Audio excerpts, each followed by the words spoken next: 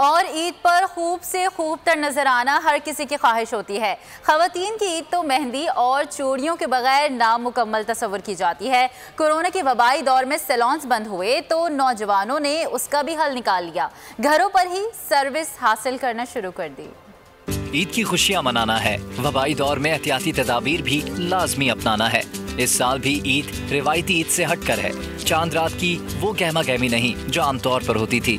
चूड़ियों और मेहंदी लगाए बिना ईद का रंग फीका ना रह जाए, ख़वातीन ने घरों में ही सैलून सर्विस लेने के लिए एहतमाम कर लिया। बहुत फर्क पड़ा हमारे पार्लर पे। पहले चांद रातें हमारी ऐसी होती थी कि हमें सर उठाने की भी फुर्सत नहीं होती थी, खूब रश होता था।